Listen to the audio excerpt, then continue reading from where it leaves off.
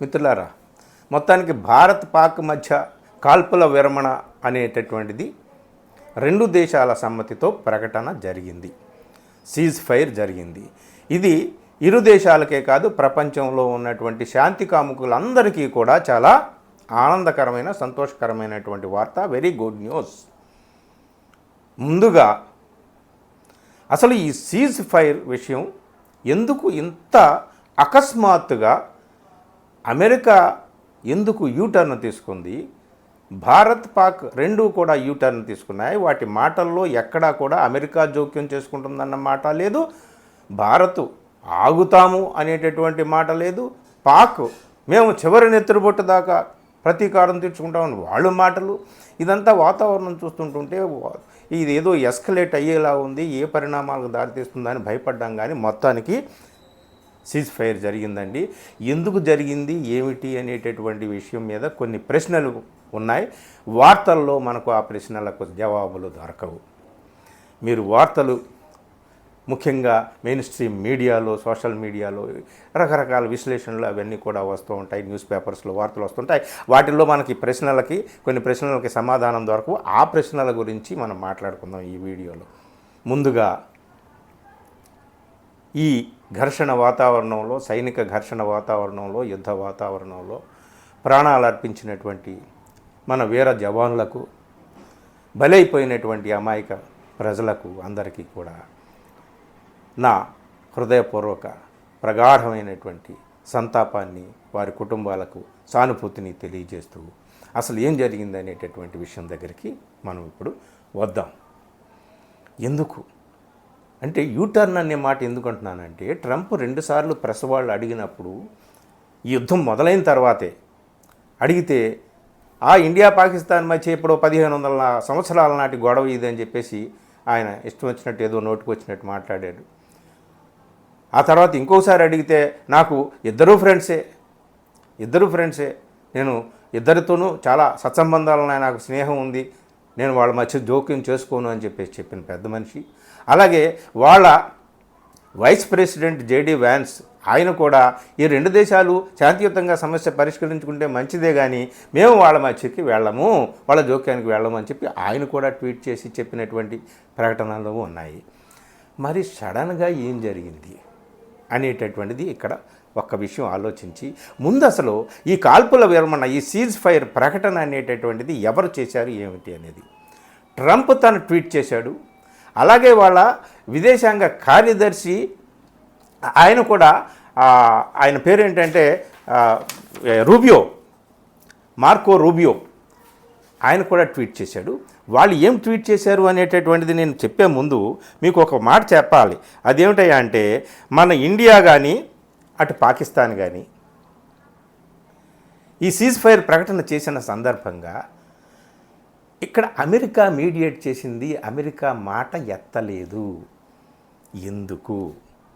మన విదేశాంగ మంత్రి కానీ, మన విదేశాంగ శాఖ కార్యదర్శి కానీ ఈ 2 దేశాల మధ్య వాళ్ళ director general for military operations, మన director general for military operations ఇద్దరూ మాట్లాడుకున్నారు. కాల్పుల విరమణ అలాగే సైనిక చర్య అంతా కూడా మనం ఫుల్ ఫ్లెడ్జ్డ్గా ఆపివేయాలి, నిలిపివేయాలి. ఈ మొత్తం 3 రకాలుగా, from the land, from the sky, from the sea, ఈ 3 వైపుల నుంచి జరిగేటటువంటి ఏ విధమైనటువంటి కాల్పులు ఇక జరగకుండా ఆపుచేయాలి. అలాగే ఒక న్యూట్రల్ ప్లేస్లో మనం శాంతి చర్చలు చేసుకోవాలనేటటువంటి ప్రకటన మన వాళ్ళు చేశారు.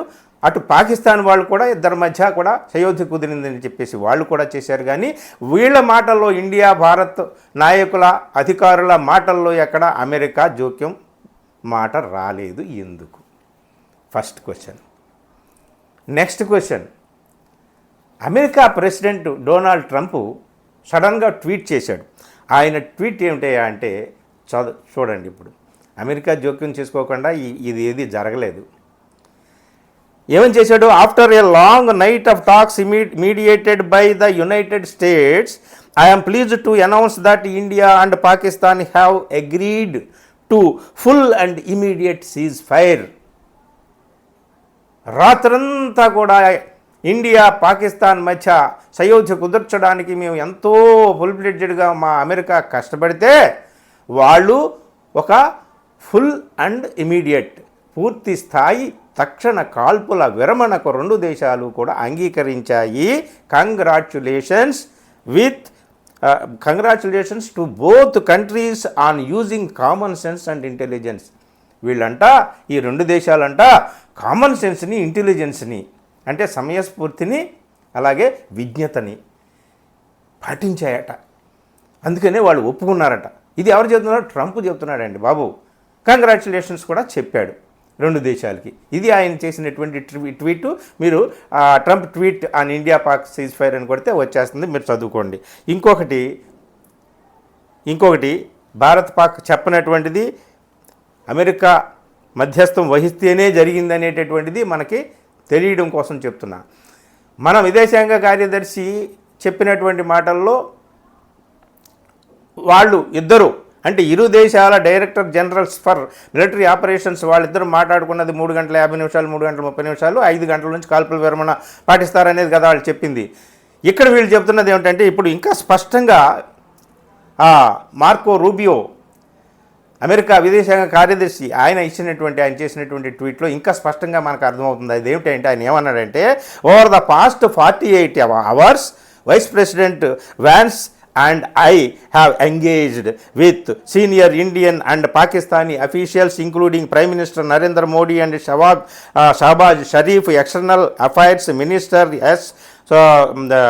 Jaishankar, Chief of Army Staff Asim Munir and National Security Advisors Ajit Doval and Asim Malik. I am pleased to announce the governments of India and Pakistan have agreed to an immediate ceasefire and to start talks on a board to set up issues at a neutral place.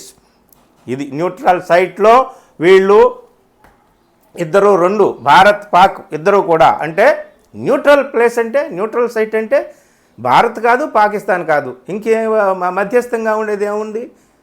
మధ్యవర్తిత్వం వహించినటువంటి అమెరికాయే కాబట్టి అమెరికాలో కూర్చొని వీళ్ళు చర్చలు చేసుకుంటారని చెప్పి అంటే 48 గంటలుగా వాళ్ళు ఎంగేజ్ అయ్యి ఉన్నామని చెప్తున్నాడు అక్కడ విదేశాంగ కార్యదర్శి, అక్కడ అమెరికా వైస్ ప్రెసిడెంట్ ఇద్దరు కూడా, ఇక్కడ ఇండియన్ ప్రైమ్ మినిస్టర్తో, పాక్ ప్రైమ్ మినిస్టర్తో, ఇండియన్ ఆర్మీ అఫీషియల్స్తో, పాకిస్తాన్ ఆర్మీ అఫీషియల్స్తో అందరితో కూడా చర్చలు చేస్తున్నాం 48 గంటలుగా అని వాళ్ళు చెప్పారు. వీళ్ళు ఎక్కడ కూడా అమెరికా మధ్యవర్తిత్వం వహించింది అని చెప్పి వీళ్ళు చెప్పలేదు. చెప్పకపోయినా వాళ్ళ ట్వీట్స్ ద్వారా అర్థమవుతుంది కదా, అంటే అమెరికా తలుచుకుంటే ఏమైనా చేయగలదు అనేటటువంటిది అర్థమవుతుంది. కానీ ఎందుకు ఇంత త్వరగా యూటర్న్ ఎందుకు తీసుకు మేము కలవ చేసుకోము అని చెప్పినటువంటి అమెరికా ఎందుకు తీసుకుంది? కానీ అమెరికా మధ్యవర్తిత్వం వహించింది అని మాట భారత్ కానీ పాకిస్తాన్ కానీ ఎందుకు చెప్పట్లేదు? ఎందుకు చెప్పట్లేదంటే భారత పాలకులకు కొన్ని ప్రయోజనాలు ఉన్నాయి, ముఖ్యంగా రాజకీయ ప్రయోజనాలు ఉన్నాయి. ఆ రాజకీయ ప్రయోజనాలు నెరవేరవు. అమెరికా వచ్చి బలవంతంగా మా నెత్తి మీద కూర్చొని ఈ సంధి కుదిర్చింది అని చెప్తే వాళ్ళ రాజకీయ ప్రయోజనాలు దెబ్బతింటాయి. ఎందుకంటే 10వ తేదీనే వాళ్ళు ఇంకా కొన్ని గంటల్లో రాజీ ఏదైతే సీజ్ ఫైర్ ఉందో ఆ ప్రకటన జరగబోతుంది అనగానే అంతకుముందు కొన్ని గంటల్లోనే ఒక పోస్టర్ రిలీజ్ చేసి బీజేపీ అఫీషియల్ సైట్కి వెళ్ళి చూడండి, ఒక పోస్టరు వీడియో. అదేమిటా అంటే ముంబై అటాక్స్లోను, పూణే అటాక్స్లోను, అలాగే ఢిల్లీ ఉగ్రవాద అటాక్స్లోను, హైదరాబాద్ ఉగ్రవాద అటాక్స్లోను అన్ని చోట్ల యూపీఏ గవర్నమెంట్ ఫెయిల్ అయింది, మెతక వైఖరి అవలంబించింది, రాజీ వైఖరి అవలంబించింది. మేము అలా కాదు, హంసే పంగా నయలేనేకా అని చెప్పి మేము తగ్గేదే లేదని చెప్పేసి ఈ సీజ్ ఫైర్ ప్రకటించడానికి కొన్ని గంటల ముందే ఈ పోస్టర్ రిలీజ్ చేసింది బీజేపీ అఫీషియల్ సైట్లోకి వెళ్ళి చూస్తే దొరుకుతుంది.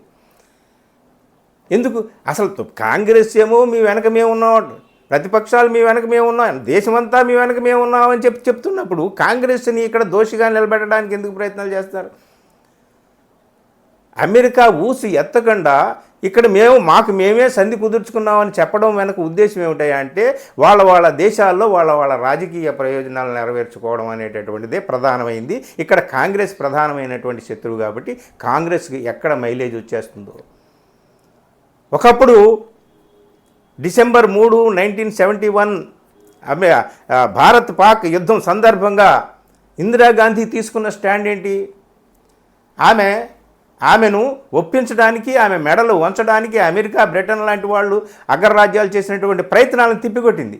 ఆమె ఒకటే చెప్పింది, 3-4 వేల కిలోమీటర్ల దూరంలో ఉండి మమ్మల్ని శాసించడానికి ప్రయత్నిస్తే ఇంకా మేము మీ దాసులం కాదు, మీరు చెప్పిన మాట వినడానికి అని చెప్పేసి వాళ్ళ ప్రయత్నాలు తిప్పికొట్టింది ఇందిరాగాంధీ.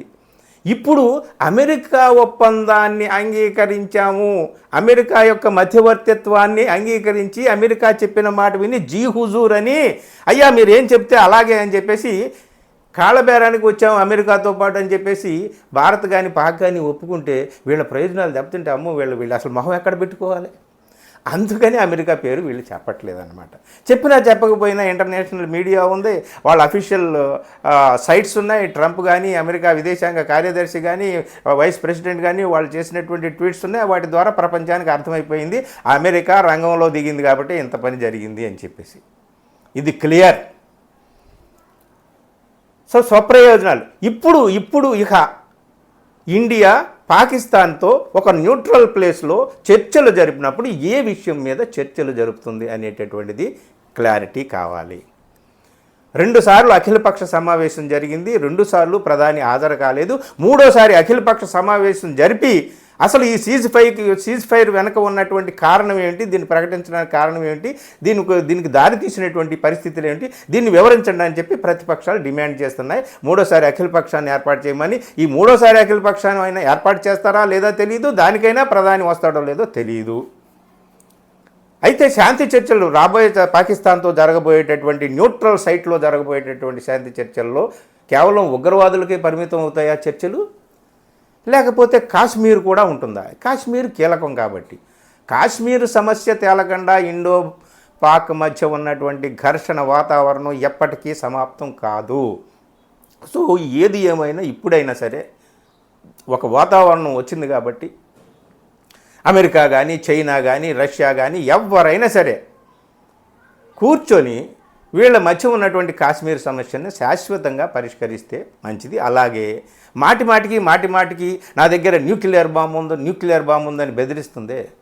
సో ఆ న్యూక్లియర్ పరమాణు అస్త్రాలు ఉన్నటువంటి పాకిస్తాన్ని ఏ విధంగా కట్టడి చేయాలి, వాటి మీద ఏ విధంగా ఆంక్షలు విధించాలనేటటువంటిది కూడా అమెరికా లాంటి దేశాలు అగ్రరాజ్యాలు ఇప్పుడు ఆలోచించాలి. నెక్స్ట్ జరగబోయేటటువంటి చర్చల విషయంలో ఇవన్నీ కూడా ఆలోచించాలి. ఏం చర్చలు జరుగుతాయి, ఎప్పుడు జరుగుతాయి, ఎక్కడ జరుగుతాయి, టైం బౌండ్ ఏమైనా ఉందా అనేటటువంటి ప్రశ్నలకు సమాధానం కావాలి. అలాగే అన్నిటికంటే ముఖ్యంగా అత్యంత సెన్సిటివ్ ఏరియా, చాలా ఇంపార్టెంట్ టూరిస్ట్ ప్లేస్ పెహల్గాంలో ఆ మినీ స్విట్జర్లాండ్, అక్కడ సెక్యూరిటీ ఎందుకు లేదు, అన్ని ఇంటెలిజెన్స్ వర్గాల నుంచి వచ్చినటువంటి సూచనలు ఉన్నాయి. అవి తెలిసినా సరే అక్కడ ఎందుకు ఇంటెలిజెన్స్ ఫెయిల్యూర్ జరిగింది అనేటటువంటి దానికి కూడా సమాధానం రావాలి. సో ఇదంతా బాగానే ఉంది. అమెరికా మధ్యవర్తిత్వం వహించలేదు. అమెరికా మాట ఊసి ఎత్తకుండానే సీజ్ ఫైర్ ప్రకటించారు ఇండియా భారత్. సరే వీళ్ళ ప్రయోజనాలు ఇక్కడ ఎలా ఉంటే అసలు అమెరికాకి ఏంటి ఇంత సడన్గా ఈ యూటర్న్ ఎందుకు తీసుకుంది? ఇదో కొంచెం లాజిక్ ఆలోచించి చూస్తే అమెరికా పైకి ఏం చెప్పినా 48 గంటల నుంచి మేము ఎంగేజ్ అయ్యి ఉన్నామని చెప్పి అమెరికా విదేశాంగ కార్యదర్శి చెప్తున్నాడు కాబట్టి వాళ్ళు 48 గంటల నుంచి ఉన్నాడు. ఎందుకంటే ఇక్కడ అమెరికాకి చైనా ఉంది. చైనా కానీ ఇండియా పాకిస్తాన్ మధ్యలోకి వచ్చి చొరవ తీసుకొని పాకిస్తాన్కి పరోక్షంగా సహాయం చేస్తూనే ఇండియాకి మేమేదో సహాయం చేస్తామని చెప్పి ఇండియా వైపు కూడా స్నేహహస్తం చాపి ఇక్కడ ఇండో పాకిస్తాన్ మధ్య ఉన్నటువంటి ఘర్షణ వాతావరణాన్ని శాంతపరచడంలో చైనా ఏమన్నా కీలక పాత్ర పోషించేటటువంటి అవకాశం ఉంటే ఇప్పటికే చైనాతో ట్రేడ్ వార్ జరుగుతుంది. ఈ విషయంలో చైనా పైచేయి అయిపోయేటటువంటి అవకాశం ఉందని చాలా తొందరగా కంగారు పడి అమెరికా దిగివచ్చి ఈ 2 దేశాలని కూర్చోబెట్టేసి సంధి చేసేసింది. సో ఇది ఎవరి వెనకాల ఉన్నటువంటి కారణాలు అవి ఉంటాయి. ఇంకా కారణాలు ఇంకా ఏవో ఉంటాయి, మనకు అవన్నీ కూడా తెలియాలి. కానీ మొత్తానికి యూటర్న్ అయితే తీసుకున్నారు. యూటర్న్ తీసుకోవడానికి ఎవరి కారణాలు అయితే వాళ్ళకు ఉన్నాయి. అసలు కారణాలు ఇంకా ముందు మనకు బయటపడతాయి. మిత్రులారా, ఏది ఏమైనా ఈ విషయంలో ఈ సోకాల్డ్ మెయిన్ స్ట్రీమ్ మీడియా వాళ్ళు యుద్ధం అని ఊగిపోయారు. పాపం వాళ్ళంతా ఏమైపోతారు ఇంత సడన్గా యుద్ధం ఆపేస్తే? మొత్తం పాకిస్తాన్ నాశనం అయిపోయింది. పాకిస్తాన్ ఏ కలుగులోకి దూరాలో తెలియటం లేదు, అటు పారిపోతుంది ఇటు పారిపోతుంది అని చెప్పేసి వాళ్ళ ఉగ్రవాదులందరినీ మట్టిపెట్టేసాం. మేము ఎలా దెంగే అని అన్నాడు మన ప్రధానమంత్రి. వాళ్ళందరినీ అంటే మట్టిలో కలిపేసినట్టేనా? మట్టిలో కలిపేస్తే ఆ ఉగ్రవాదుల పేర్లు ఏమైనా ఉంటాయా? మట్టిలో కలిపేశారు కాబట్టి వాళ్ళ శవాలను కూడా మనం చూడలేము, అంతా మట్టే కనిపిస్తుంది. బహుశా అందరినీ మట్టి పెట్టేసినట్టేనా ఉగ్రవాదుల్ని? సో ఈ ఉగ్రవాద సమస్యకి శాశ్వతమైన పరిష్కారం కనుక్కోవడానికి ఇంకా ఏమేమి చర్యలు తీసుకోబోతున్నారు, చర్చలు జరగబోతున్నారు, ఇవన్నీ కూడా మనకు తెలియాల్సినటువంటిది వ్యవహారం ఉంది. కానీ మొత్తానికి 10 సంవత్సరాల నుంచి పెంచి పోషించినటువంటి ఉన్మాదం ఉంది. ఆ ఉన్మాదం యొక్క తారా స్థాయి ఏమిటో మనం ఈ 4-5 రోజుల్లో చూసాం మిత్రులారా. ఇలాంటి వాతావరణం ఎప్పుడు ఒక దేశానికి రాకూడదు. యుద్ధం అనేటటువంటిది వద్దు. యుద్ధం లేకుండా వేరే మార్గాల ద్వారా ఇరు దేశాల మధ్య శాంతి చర్చలతో శాశ్వతమైనటువంటి పరిష్కారం కనుగొని హాయిగా ఉంటే మంచిదని మనం శాంతి కాముకులంగా కోరుకుందాం. అంతే, మంచి చర్చలు జరగాలి, సుహృద్భావ వాతావరణంలో జరగాలి, శాశ్వతమైనటువంటి పరిష్కారాలు కూడా కనుగొనాలి ఇరు దేశాల మధ్య. అది అమెరికా మధ్యవర్తిత్వం వహిస్తుందా, రష్యా వహిస్తుందా, లేదా చైనా వహిస్తుందా, బ్రిటన్ వహిస్తుందా, ఫ్రాన్స్ వహిస్తుందా, ఎవరైనా సరే భారత్ పాక్ మధ్య ఏ విధమైనటువంటి ఘర్షణ వాతావరణం భవిష్యత్తులో లేకుండా ఎవరు చేసినా వాళ్ళకి చేతులెత్తి మొక్కుదాం. మనం మాత్రం శాంతిని, సామరస్యపూర్వకమైన సహజీవన వాతావరణాన్ని మాత్రమే కోరుకుందాం. మొత్తానికి సీజ్ ఫైర్ అయితే ప్రకటించారు, కానీ ఎవరి ప్రయోజనాలు వాళ్ళకు ఉన్నాయి. అవి ఏంటో ఇక ముందు తేలాలంతే. ఇది మిత్రులారా. Thank you. ఈ వీడియో నచ్చితే మిత్రులకు షేర్ చేయండి. Thank you very much.